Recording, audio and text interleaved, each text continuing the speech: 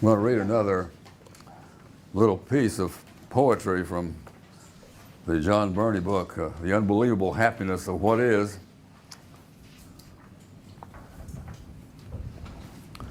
The mind can be fun, so enjoy it. As part of an awakened, integrated self, the mind can be a beautiful, miraculous manifestation of the universal field, just like everything else. How you think, how you speak, how you listen, all can be liberating. If you learn to play an instrument, you can make music. The mind is a kind of instrument, as is the body and even the heart. So, learn to play your human instrument. And you will find that you're walking around in a miracle of discovery. So this first talk is on truth. What is truth? How do we understand truth in our discussions, philosophically, theologically, every day, human? And I'm going to suggest that truth is related to two things very importantly: consciousness and reality.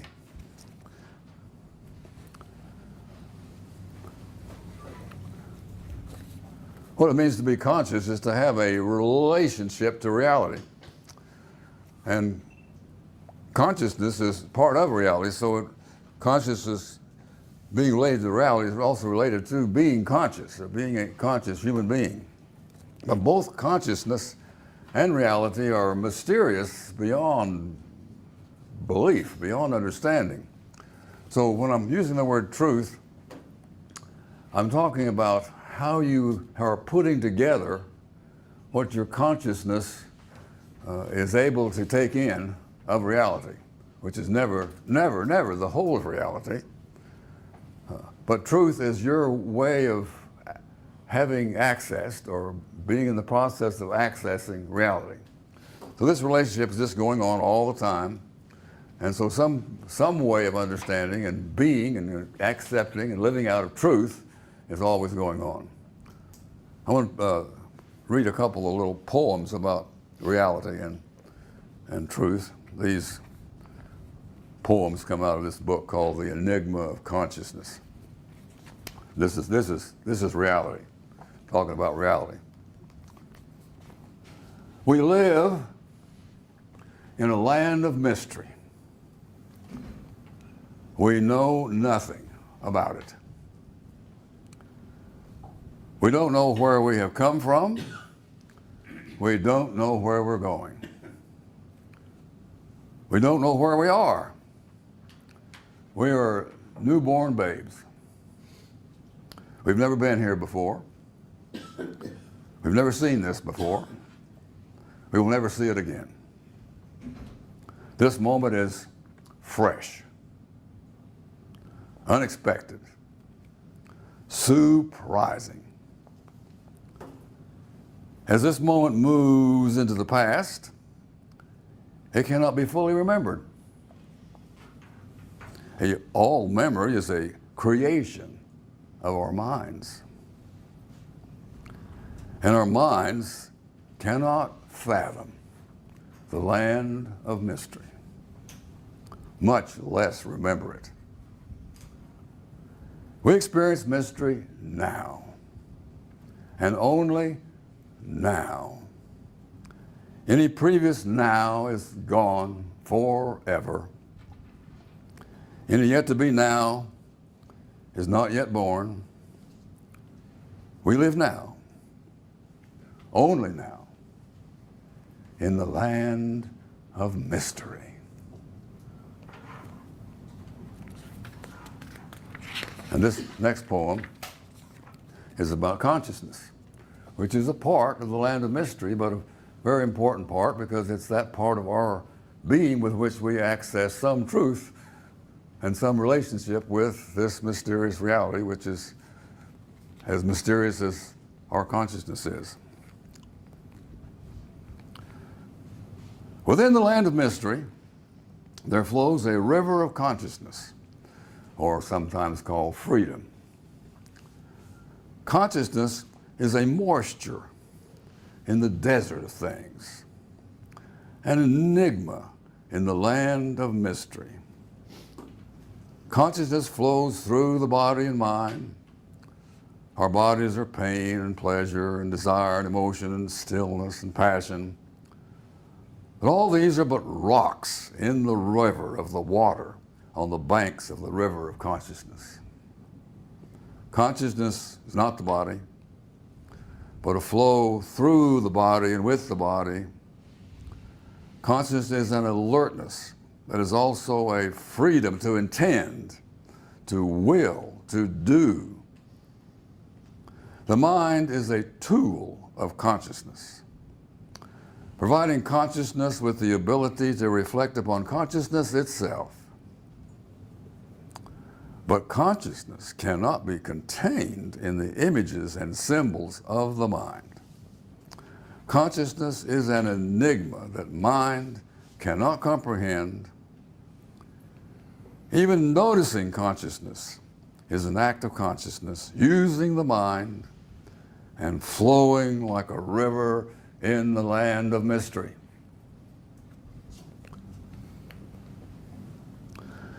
Now I'm going to talk about 4 approaches to truth, and I'm going to put the names of them on the board as I introduce them. And let's see if I'm on time here. Yes, we're in good time. The first way of finding truth is called the scientific.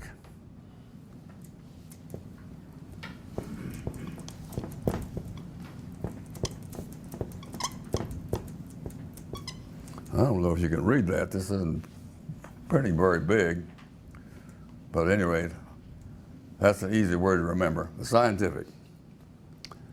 And the second way, we're also related to the truth, I'll call the contemplative.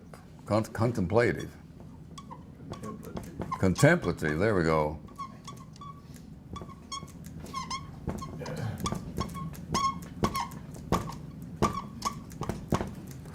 Okay, we're going to start there with those 2.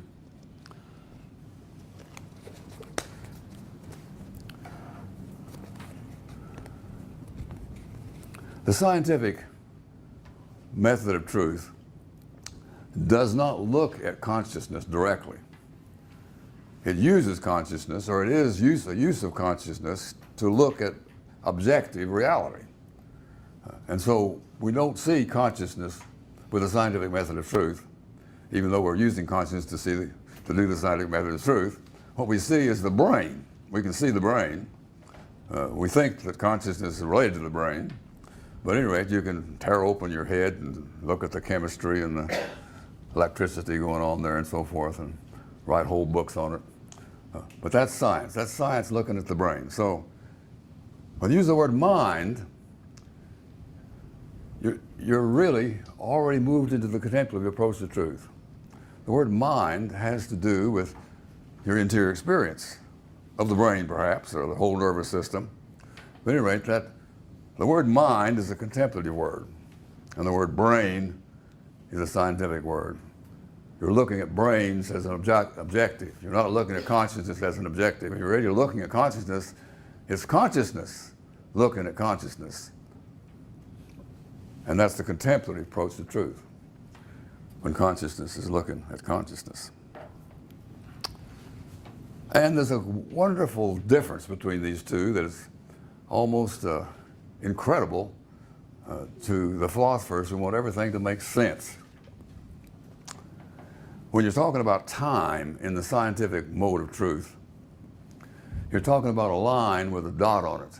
The dot is the present, and the line going this way is, let's say, is the past, and the line going this way is the future. So you got that picture in your mind, a line with a dot on it. And everything on that line is measurable, you know, in seconds and minutes and hours and years and centuries and light years. Time is measurable in the scientific approach to truth. And it's just this line with a dot, and this dot is the present. The dot is infinitesimal. That is, it doesn't even exist in a way. It's just a dividing point between past and future. Even though you know you're somehow there looking at things from the moment of now, the now does not exist in the scientific approach to truth. You got that? The now does not exist in the scientific approach to truth. It's just a dot on the line, but it is infinitesimal division between past and future. But in the contemplative approach to truth, it's always now. There is no other time but now in the contemplative approach to truth. If you're contemplating consciousness, you're not doing it yesterday. You're not doing it tomorrow. In fact, if you talk about yesterday in the contemplative approach to truth, you're talking about a memory that is going on when? Now.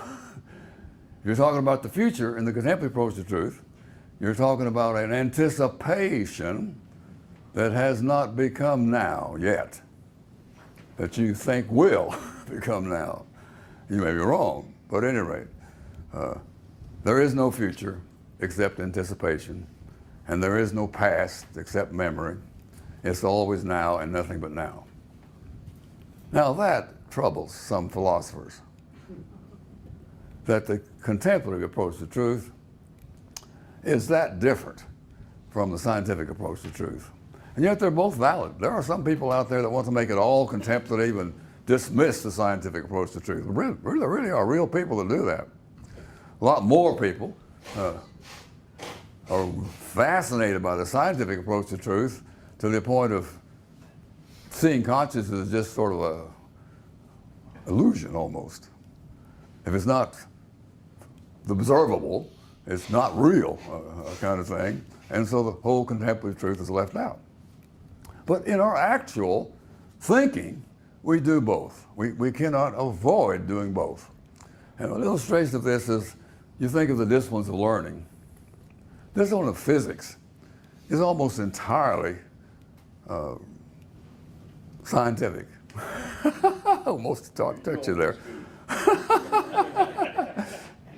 I mean, we're talking about, does evolution exist? Huh? That's biology, but it's the scientific approach to truth. Or does global warming exist? That's a scientific question, and it's not answered yes or no either, one, whichever you prefer. We're talking about data here. We're talking about facts. Even though facts are formulated by your mind, these formulated facts are formulated out of what your consciousness has taken in from the environment, from the objective world. And so when scientists say that the planet is heating up, the planet is heating up. When 97% of the scientists say that burning fossil fuels is heating up the planet, you got to accept that that's true, that the planet is heating up. If you're going to use the scientific approach to truth. Some people find this troubling, that the scientific approach to truth interferes with what they want to believe, like evolution and some things, or global warming and so forth. So they create a new kind of truth. I don't even know what to call it. Authoritative truth. It somehow seeped down from heaven into the Bible, and it's written on page XDX and chapter da-da-da-da, and that's true whatever the scientists say. That is not really truth for 21st century thinking people. This is nonsense from the scientific approach to truth, right? Yes. But the scientific approach to truth is not the whole approach to truth. And here's an illustration of it. If you are a psychologist, you can watch human behaviors scientifically, and you can put things on your head and look at the brain, chemicals and chemical reactions, electrical reactions, so forth. All kinds of data to look at to try to talk about the human psyche. But if you don't also talk to human beings in a way that they're sharing something about their own interior experience, discipline psychology doesn't make any sense. So all psychologists are straddling the contemplative approach to truth and the scientific approach to truth. Even though behavioral psychologists lean toward the scientific approach to truth, their theories that they test that way are made out of things they learned contemplatively. And other psychologists lean toward the contemplative approach to truth, like the depth psychologists or existential psychologists.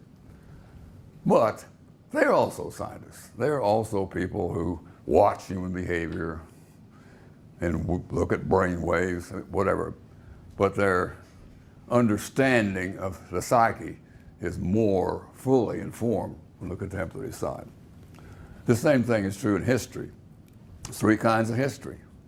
There's scientific history. Did Booth really shoot Lincoln on that particular day or not? That's scientific history. But existential history has to do with how I remember the past in such a way as to anticipate the future, to make decisions in the present. So when historians are talking about remembering in order to anticipate, in order to decide, that's existential history. And then a third kind of historian puts these two things together into what's so-called rational, or some people call it, rational history, which means here's the industrial period, and here's the primitive period, and here's the future period, and so forth. So you can make big designs and poems almost on how you can talk in story form about where you get from here to here to here to here. And those good stories of rational history are taking data from the contemplative and the scientific approach to truth. Do you see how that works? Or if you're a philosopher, you might be an existential philosopher, or you might be a logical positivist philosopher. You see that? Or you might be a metaphysician or meta-built philosopher who tries to pull all these things together into large stories, large rational pictures that use both the contemplative and the scientific approach to truth. If you're a musician, you are a contemplative person. you are using the symbologies of music to access your interior consciousness, especially the feeling level of your interior consciousness. Music is an abstraction from your feelings that communicates to other people your feelings. Art, as paintings and sculpture and so forth, architecture, is also a contemplative approach. You're looking interiorly and putting spatial pictures together that express what it feels and senses like to be a human being in space. And all the other arts could be talked about as being utterly ununderstandable unless you're a contemplative person who's approaching truth. And of course, in religion, that's fundamentally contemplative at the very deepest level. That is, it's consciousness looking at what it means to be conscious at something we are going to call profound consciousness. Or the Buddhists, I think, use mostly the word awakenment, or other words like nirvana and so forth, have to do with consciousness being aware of how profound consciousness is. And we're going to see this afternoon of how religious practices are just exercises, social programs for groups or for solitary people that you do in order to help you as a conscious person access your profound consciousness. So the mind is involved in all these things, but when we're talking about consciousness and the consciousness of consciousness, we're we're out of our minds, using the minds to be out of our minds, which is a funny kind of way to talk. But this is what religious symbols are do for you, is funny ways to talk. And or if you try to take religious symbols literally, like the virgin birth or something, it really doesn't make very good sense, and it really irritates the scientists in the room to talk about being born without proper happenings in the past between men and women, right? But if you take virgin birth symbolically as realizing that you have a birth that is quite undependent on who your parents are, you have a birth that is just not to be understood that way, that there is such a thing as being reborn in a profound sense of touching in to the fact that your true mother or your true father is reality. There you begin to get a sense of what the real meaning of the virgin birth is about, and that your children are all virgin born. I got that when Wayne and David became fascinated with the Beatles years before I could take that in, that these two guys were definitely not a member of my family. I don't know where they came from. They were definitely virgin born. You get the point? And your children are the same. If you think that everything about your children came from you, you're misled somewhere. Anyway, I'm distracted here. Where am I? All right. Very different contemplative approach to truth and the scientific approach to truth, but both are absolutely going on in your life one way or another, poorly or greatly, and there's no escape from those two contradictory approaches to truth being a part of your life. So I've already described two minds, the scientific mind and the contemplative mind, and you have both. I'm going to talk about two more minds. You may have never known this before or noticed before, but you have four minds. And these four minds do not find consilience, which is a wonderful word, consilience with one another. They do not build a rational picture that's just one picture. You're operating, whether you know it or not, with four rational pictures in life. How to get along with the objective data, how to get along with the interior experiences, and how to get along with something we're going to call intimacy.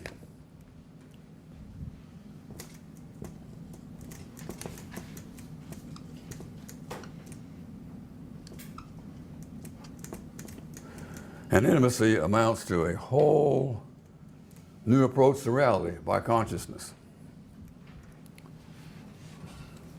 I had a teacher, Jack Cornfield, who some of you may know or have studied under, who lived the first over half of his life, I guess it was, as a monk, as a Buddhist monk. And he was very good as a Buddhist monk. I mean, he was very good at the contemplative approach to truth that Buddhism has helped him. He was an expert on this, a great teacher on this. But he left the monastery and got married. And he witnesses that this threw him into an unknown area. Getting on with another person of the opposite, in this case, sex, was an experience that he didn't know how to handle. He didn't know what in the world to do with. That he was a babe.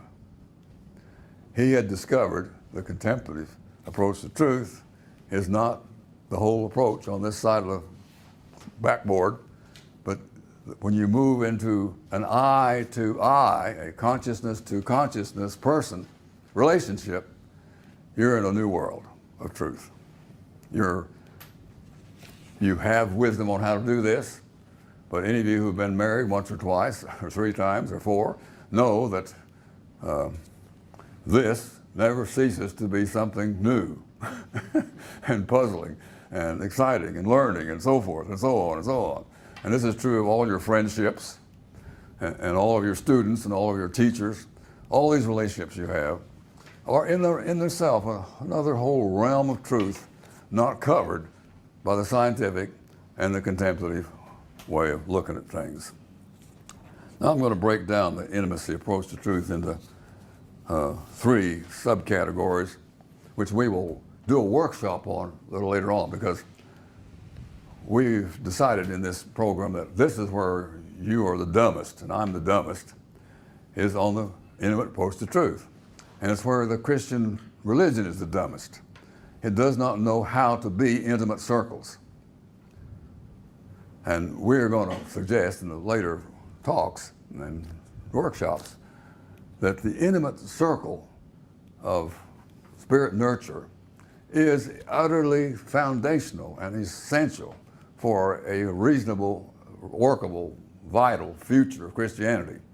And of course, it's always been for Buddhism, and it's always been for many other religions, but recent Christianity has neglected the intimate approach to truth and the intimate circle of nurture for human beings. And if we're going to have a future of Christianity, that has to be corrected. So that's just a little side comment on what. Anyway, what is the intimate approach to truth? It's first of all bodily contact. We're as a group much more free about hugging one another and feeling body against body in a more unsexual, unsensual fashion than some groups of people are. Some people are very reluctant to be hugged. That's just a fine example, but I'm talking about the bodily approach to truth is just noticing body language, noticing that people are speaking with the way they move, with the way they dance, with the way they walk, that something is going on there that's mysterious and deep consciousness being expressed in the walk, in the emotional character of the language, in the sense that they're in their feelings or not in their feelings, and so forth. This is getting into the next one, which is I'm calling mental exchange, is another dimension of the intimacy approach to truth. When you sit down in a circle with people and share something about your life, like who's got the biggest feet or anything, or what was your first job, you're into the mental exchange type of intimacy. And I'm a member of a Tai Chi class, which is mostly women. And I'm just always unbelievably surprised at how much gossip and intimate approach to truth goes on among that group of old women, mostly old women, old men too. At any rate, it's just always going on, and you don't notice that you're just fascinated with talking with each other about things that may or may not make a hill of beans, but again, they may make a lot. And just having someone listen to you, or however dumb you are, however wise you are, or however passionate you are about something, is a very important experience that we just go for. And women easily go for it than men, because men have been trained to shut up and talk, let's be a silent type or something, or don't show you have any feelings. You might be showing you have some weaknesses too, and all that kind of stuff. So we men are working a little harder at intimacy approach to truth these days than women are, who, to survive, had to get good at it way on back. The third one is I want to call the I-thou meeting. That this is the depth dimension of the intimacy approach to truth, is to realizing that when you look into another person's eyes, that's the piece of their brain sticking out there that is also a piece of their consciousness. So when you see into the eyes of another person, you see in eyes that are looking back at you, which is a remarkable kind of limit on your life, because that other set of eyes and consciousness sees you in a way you may not see yourself. It may see things that are true about yourself that you don't see, and may put them into words. So just daring to look into the eyes of another person and realize that there's a consciousness thing over there looking back at me is a depth, profound experience of the intimate approach to truth. And we've all had that. We maybe suppressed it because it's kind of scary to realize that I am not the center of the universe. That there's, in this room, 26 other centers of the universe than me. That proves it right there. Okay. So, I'm ready to move on to the fourth approach to truth, which is different from the other three. And this, if the intimacy approach to truth is not hard for you, this one will be. It's called commonality in my vocabulary.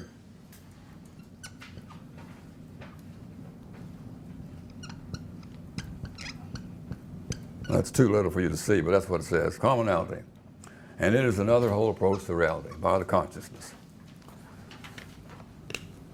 Commonality has to do with the fact that we are social beings. Even our use of this English language at this meeting is a commonality that we have in common. Or if we had French, we would have another commonality. We have art experiences in common. We have a political system in common. We have an economic system in common. And all the images and so forth that go with it. Commonality has to do with the fact of your social existence, which is created by you and your society. You've given to your society has given to you, and this social aspect of your being is just always big going on this. And to be that and to work that turns out to be a fourth approach to truth. We, in the religious order I was a part of years ago, used this little bit of mathematics here to deal with the contemplative approach to truth. I mean the commonality approach to truth. And I'm going to just show you the mathematics before I even talk about how we use this mathematics. This is a triangle that we can divide into three sub-triangles with a name for this triangle in the middle of it. So if you put the name here, social processes, you're talking about three types of social processes. And the way this mathematical model works is that that's inclusive, that they're not any more than those three. Those three social processes, to make this model work, have to be designed and understood in such a way that they're inclusive. So in our studies at that time, and still valid to me, we broke down social processes into three subcategories: economic processes, political processes, and cultural processes. And then we broke each one of these down further. I won't go into that right now. But I doubt there's a triangle in your notes there that does go into it if you're interested in looking at that. Not now, perhaps, but later. But I do want to mention how deep this breakdown can go and still have this same principle, having a whole broken down to three parts that are inclusive parts that define the whole and make up the whole without any exception. And I'm talking now about essential social processes. That's processes that go on in every society that's ever been, that go on in society now, and will go on in the society on into the future. And it's true of every organization, every social organization you belong to has economic processes, and political processes, and cultural processes. You cannot be social as a human being without these processes happening in some way or another, which is a secondary way of understanding social processes, that they're a manifestation. I mean, your economic processes can be manifested as some form of capitalism, or they can be manifested as some form of socialism, or 17 other things, you see. So we manifest good and bad social processes, but we don't get to have a human existence without economic processes. Does that make sense? The same with political processes. we can manifest democracy or fascism or something very different among our various societies, but we just don't get along without having some way of taking our geography seriously about how that geography of the planet is being used as a decision-making arena or this organization is being used as a decision-making arena, and we take power seriously and rules and laws and structures, and we take how the decisions are made seriously. These, if you were breaking down this category, you were breaking down something like that, to say that to be political means to be clear about what you're being political in, being clear about the power fabrics that have to exist to have human beings work together, and who gets to make the decisions. Those things happen in any social structure. So this is what I'm most interested in for our course, is the cultural processes, which break down into common sense, which includes the disciplines of learning and educational fabrics and things. Common style, which breaks down into the norms and means of association and stuff like that. Roles for men, roles for women, roles for youth, roles for elders. And this one is where we're going to get really into it. This is the symbol using or symbol formation aspect of culture, or common symbols. This little piece here is called languages. This little piece here is called social arts, music, so forth. And this piece is called religious formations. What this is saying to us about our course and about our lives is that religious formations are just one thing that's always going on in every society, in some form or another. They may not even call themselves religious, but some way of accessing or thinking about accessing the profound nature of being human just does go on in any group or in any society in some fashion. And you can break down religious formations into theoretics, or theology, some people call it, or whatever. Every religion has its theoretics. But the basic being dimension of religion is practices. Religion is something you do. It's a practice. It's a ritual. It's a group process. It's that people share their lives with. It's a study group. It's a poverty, chastity, and obedience. It's all kinds of things it can be. But religion is basically a practice in relationship when you have a theoretics to tell you about the practice, and you have a group or religious group or body or religious body of people who think together and practice together. Well, here, think together and practice together. I have them down here somewhere. And you can break down those further. Religious practices, I break down into solitary practices, corporate practices, and transparent practices. We'll talk about that tomorrow, or this afternoon, too.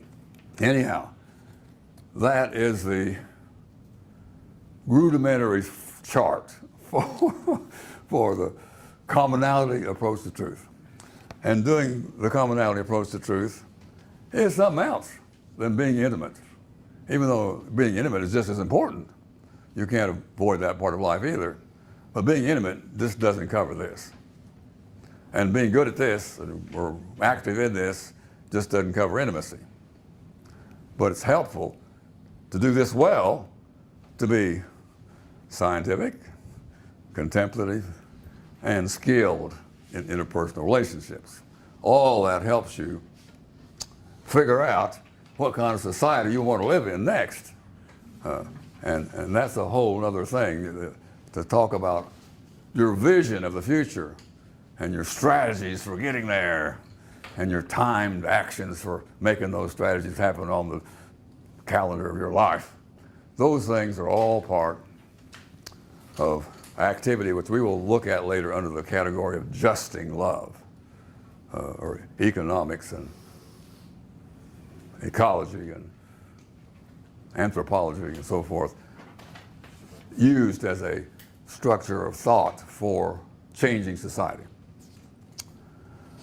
Okay, I'm going to wrap this up. But some reflection on the whole thing. But I want to review this social process thing, because the biggest confusions about thinking this way is understanding that these are essential. These are pointers or thinking that goes to saying something to yourself about what a society contains. So I'm suggesting that this kind of triangulation is a mental gift, in the sense that I've myself redone it many times over the last 34 years. But I'm doing, with essential processes here, something you might call natural law. That is, you're looking at what the law is, what the structure is for being social, that is true of all societies forever. Even though you change that model and improve it and so forth, what you're modeling is what's unchanging about being a social being. Then you have manifestations, like, Chinese culture and Brooklyn culture and Texas culture and so forth. Those are all things decided by specific groups of human beings as to how to manifest culture. But they do manifest culture. They just don't get away with escaping from manifesting culture or having it manifest in them and through them. So to see that those two ideas, the essential and the manifest, are there to help you understand what it means to be a social being.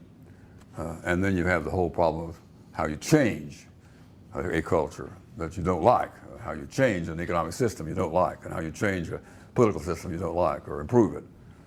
That's another whole dimension of the commonality approach to truth. So we have these four minds. And these four minds do not create a rational picture. They create four rational pictures, which are always changing. I want to say that one more time. You have four rational pictures of some sort or another, and they're not set. They're always changing. Four minds that don't agree with each other, and four minds that are never there, in the sense of having grasped reality. We're always on our way to grasp reality. We're on our way in four different ways to grasp reality. We have four minds. This is a modern discovery, fairly modern. Paul Tillich called it the age of meaninglessness. The anxiety of meaninglessness. What characterizes our culture at this moment in history is the anxiety of meaninglessness. Because literally we cannot escape in this awareness we have today of having four minds that do not agree with each other. We are stuck in the age of meaninglessness. We don't have any authority to tell us what things mean. We have to discover meaning in four different ways. And those four different ways are improving, or changing, reworked, redone every year of your life. The anxiety of meaninglessness. You don't get to read the Bible and have it. You don't get to read the science book and have it. You don't get to read your favorite politician's speeches and have it, or your favorite religious teacher's speeches and have it, or my books and have it. You don't get to do that. You just don't get to have it. You just have to have always changing your best understandings into better understandings in four different things, four different whole minds that never form one thing. But you have four parts of your life going on all at the same time forever. That's it. Sorry, folks. If you think that you need a whole view that makes sense of everything, you're living in the Middle Ages or something, or trying to live in the Middle Ages. And they didn't even live that way, but anyway, whatever, something's wrong. As an example, do we get a refund on all the books you've written about? No, because they're all saying some part of this. Poorly, probably. The older ones they were, the poorer they are. Strike out the 3 and put in 4. Right. Okay. Now, I want to say one little word about theology. Because theology, believe this or not, adds nothing to this picture. If you thought when we get into theology we're going to find the meaning of life, I'm sorry. Theology adds no content whatsoever to your scientific content and your contemplative content and your intimacy content and your commonality content. It adds nothing, absolutely nothing. Your theologizing is contentless in terms of rational content. Even though you do a lot of theological thinking, you're thinking about something that has no content, rationally speaking. Or you might put it this way, the uncontent of theology is your relationship to your scientific knowledge and your contemplative knowledge and your intimate knowledge and your commonality knowledge. And the main question about your relationship to this knowledge about reality is yes or no. Yes, are you going to live in the global warming era or not? Yes, are you going to live in an evolutionary understanding of who you are? Yes or no? Theology has to do with saying yes to reality, to the best you understand of reality. Or no, it's usually called in a Christian theology, sin. You're always facing whether you're going to live your real life or not. That's the content of theology, which means it's no content. It's just yes or no. And so when you meet a stop sign, you either stop or you don't. You say yes or no to that stop sign. And everything in your life is that way. You're dying of cancer, it's yes or no. You're getting to be 87 years old, it's yes or no. You're dumber than you used to be, it's yes or no. You're smarter than you used to be, it's yes or no. Theology is about the intricacies of saying yes and thinking about yes and learning to say yes better in communities of people and on and on and on and on, with more detail we'll look at later on. But that's what I want you to remember at my final point here, is that theology is meaningless in the sense of adding a gestalt of all this into a final system of your mind that you can lean back in your chair and say, no more thinking about things, I've got it. Okay? So I'm supposed to end here at 10 o'clock, and I'm a little early. Huh? I gave you extra time. That's how it got a little ahead. I started a little bit early. That's how those things happen, don't you? But Do we get to ask questions? yes, I'm going to go in now to our little bit longer question period, and we'll talk about any of this you want to talk about more. You have one. Well, it's just, to me, the big one was intimacy.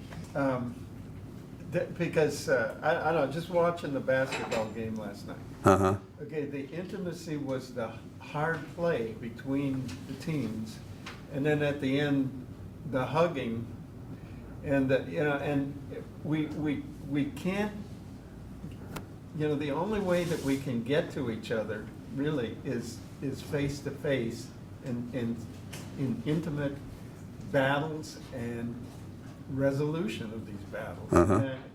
And, as long as we stay far away from the people we disagree with, the slower we can bring about change. Uh-huh.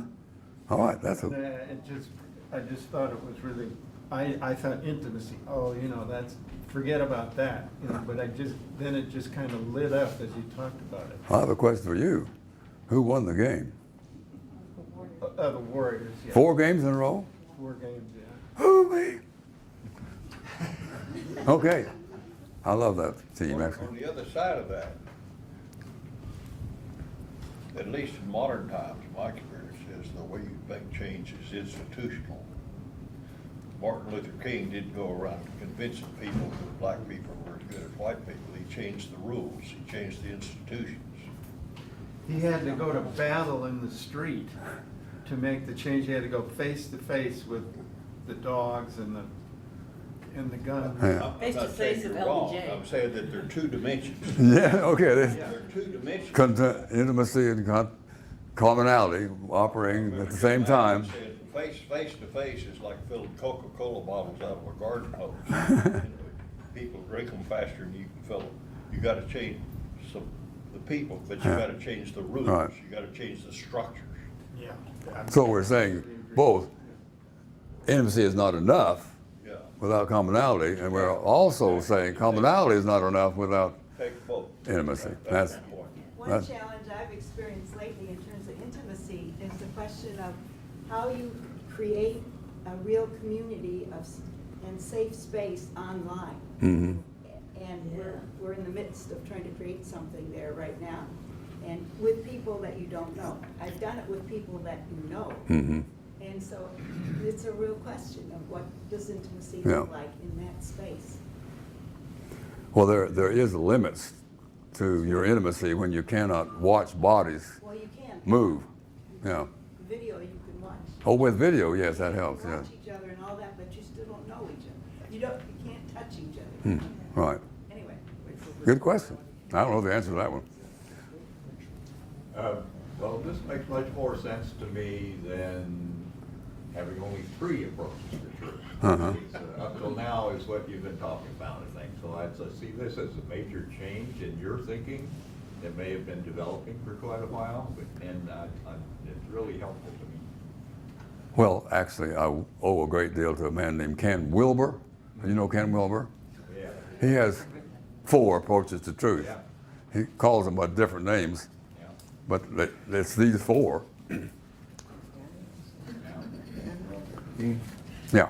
The 4 remind me, I think it was a Hindu story of the 4 blind men on the trunks of the foot of an elephant, and everyone thinks it's a snake or it's a tree, or like they're blind, so they don't get the full picture. Mhm. I guess the question is, as we get more conscious, can these 4 partially blind parts of our own consciousness become more seeing to get a bigger, more complete picture of the elephant? We'll work with this tomorrow morning. But if the elephant is reality, you never get the big picture of the elephant.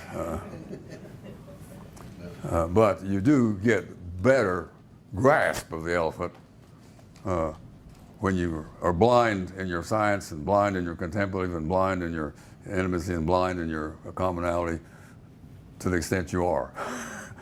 So you're getting some better ways to live in the face of an absolute mystery. Gene, Yeah. why stop at 4? Why? Well- Why? What I mean by that is there's something about realizing that there's more than one way to truth, that there's multiple. But when I see 2 and then I see 3 and then I see 4, something that says there's probably a 5 and a 6 that we just don't know yet. Do you think that this is a final thing, or is this just where I'm at right now, best guess I've got? Well, if you can come up with a 5th thing that is not scientific truth or contemplative truth or intimacy truth or commonality truth, you better write a book on it, I'll tell you that, because it hasn't been written yet. You haven't read Well, it. Saying it hasn't been written is a big statement. well, I mean, it's going to take me a book of convincing, is what I'm trying to say, that these 4 do not cover everything I can understand or see about or know about. So, but this is right. It's just a model. It's not some magical truth that 4 is better than 5. It's a good question. That in itself is scientific. The model. Uh-huh. And if we get a better model, we'll throw the old one out and get a new one. That's right. Just like we did with Newton's laws, you know. Right. Einstein says they're wrong. I said, okay, we'll throw those out. Yeah. That reminds me of a point I kind of left out of when I was talking about the scientific approach to truth. That the science is a progressive thing. If you're a Newtonian scientist, you may have been deeply disappointed by Einstein's work because you can't go back to to the Newtonian view. And some of you are still stuck, by the way, in Newtonian science as the limitation of your physical understandings. I'll give you a quick example. Newton thought gravity was a force that operated at a distance, that the sun had a big attractive power on the earth to make it go around, or that the planet here has a big attractive power on our bodies to make it stick down. He could measure this force and talk about it in such a way as to make an enormous use of mathematics to understand the world. But he realized it was just something he didn't really know, and there's something kind of curious about it. But if you're in Einsteinian physics, there is no force of gravity like that. Gravity is a curvature in space-time. That clarifies everything. That clarifies everything, doesn't it? That is, here you are in a car moving through space-time, right? If you're moving at a constant velocity, space-time likes that. You have no sense of force at all. But if you turn the car to the right, you're moving through space-time in a way that throws you to the left, right? Or if you speed up the car, you're thrown back. Or if you slow down the car, you're thrown forward, right? That's gravity. As a contemplative, that's also the way life is. The tricky part is, for 300 years, the arithmetic worked. Because if you're not approaching the speed of light, the arithmetic is perfect. And Einstein stuff said, but the foundation is wrong. The premise is wrong. Anyway, the point for our general understanding is that once physics has moved out of the Einsteinian, out of the Newtonian limits into the Einsteinian and post-Einsteinian work, you don't go back. Because these grab reality more fully than the old.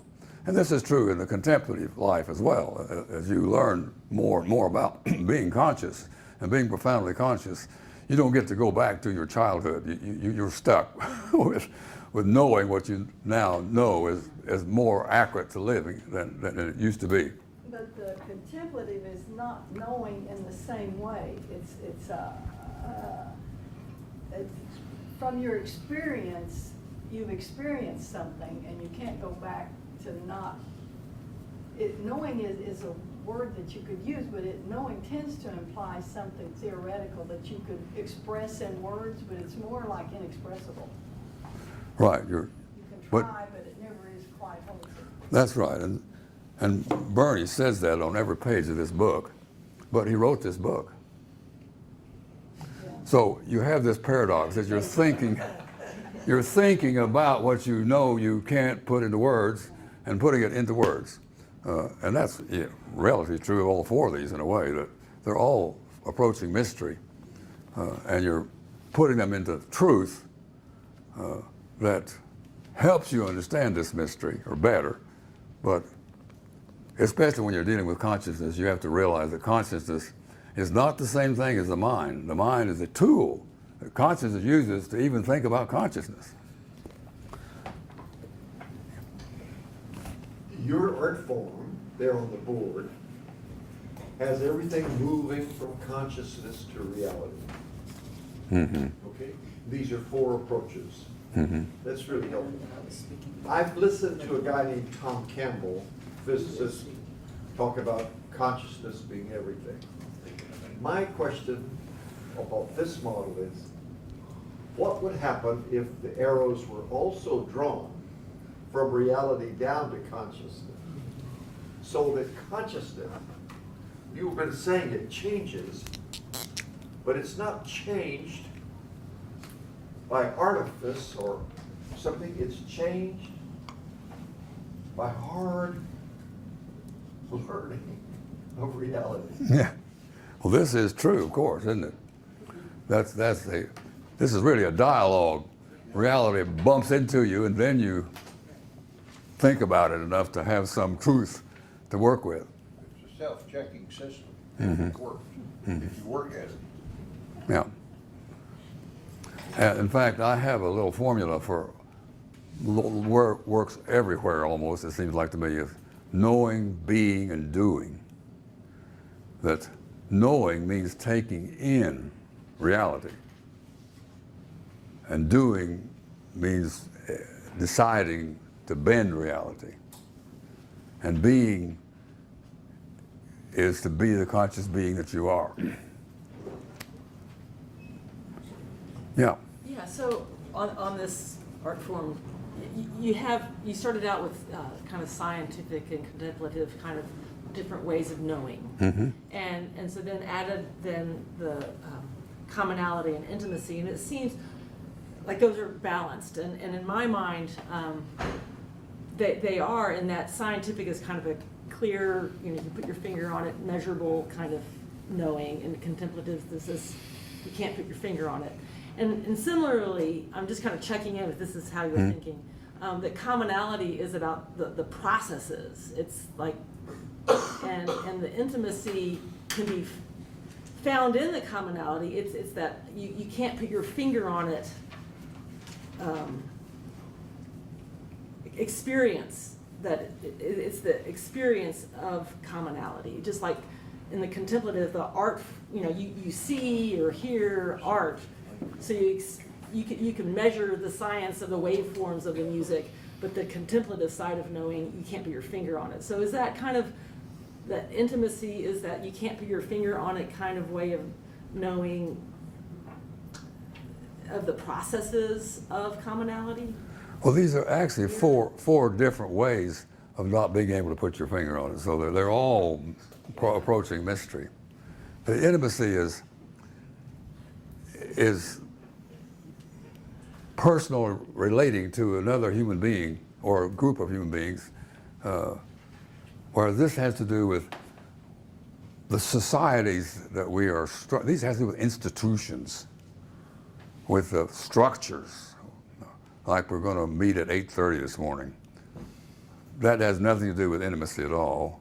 We could have intimacy any time of the day, anyway, and so whatsoever, but we have to have, in addition to our intimate relationships, we have to have structures to live together, tables set up like this and so forth. Yeah, that's kind of what I'm meaning though, but you can't have intimacy if we didn't say we weren't going to meet at 8:30 this morning. Yeah, right. You have both, you have both. You experience the one within the other, Yeah. in a sense. Yes, that's good, that's right, one with the other. Maybe.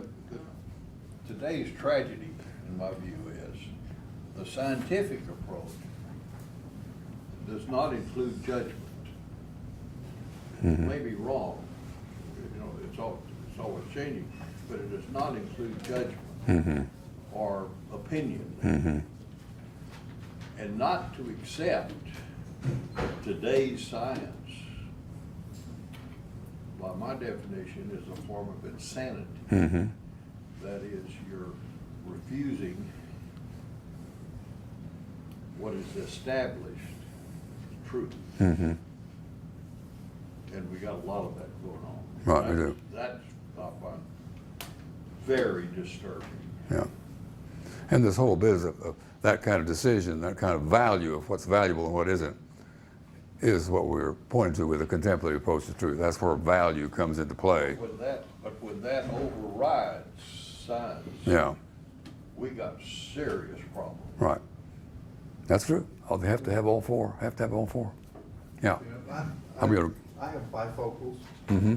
and this, quadrifocals, can you do that? That it's kind of like, I have reality and I have me as consciousness, and these are the different views that I have of reality. And that I don't necessarily, when I go from one focal to the other focal, I get a different picture. It affects how I see it, what I'm seeing. Yeah. And if I only do one of them, then, if I look down, that reality out there is fuzzy. Yeah. If I look up, that reality is more clear. If I look down here, this is more clear. If I look up here, it's fuzzy. Yeah. It depends, there are filters that we use, and we use all of them. Okay. Well, Let me give a quick example of what I'm talking about. it's okay if you're a member of the Flat Earth Society in today's world. Mm-hmm. But we got a guy who's a member of the Flat Earth Society navigating our 737. And that's scary. Yeah, that's not.